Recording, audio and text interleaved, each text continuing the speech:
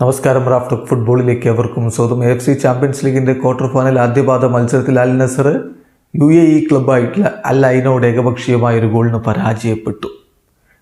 കളി കഴിഞ്ഞ് മടങ്ങി പോകുന്ന ക്രിസ്ത്യാനോ റൊണാൾഡോ അലൈൻ്റെ ആരാധകരോട് പറയുന്നത് ഇപ്പം പുറത്തേക്ക് വന്നിട്ടുണ്ട്, റിയാദിൽ കാണാമെന്ന് അദ്ദേഹം പറയുന്നു.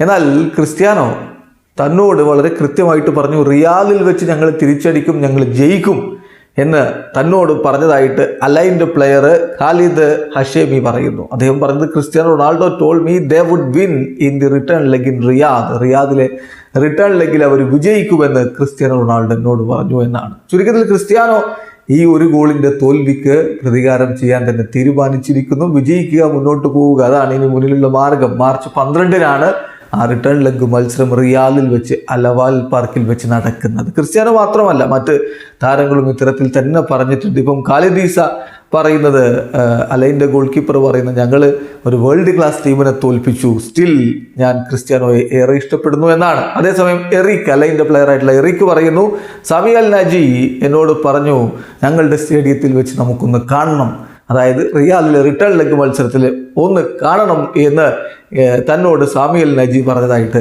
എറിക്കും പറയുന്നു. ചുരുക്കത്തിൽ അൽ നസറിൻ്റെ താരങ്ങൾ തിരിച്ചടിക്കാൻ തന്നെ തയ്യാറായിട്ടാണ് രണ്ടാം പാദത്തിൽ ഇറങ്ങാൻ പോകുന്നത് എന്നർത്ഥം. വീഡിയോ അവസാനിക്കുന്ന ഫുട്ബോൾ ലോകത്തെ കൂടുതൽ വിശേഷങ്ങളുമായി റാഫ് ടോക്സ് കൊണ്ടുവരാം.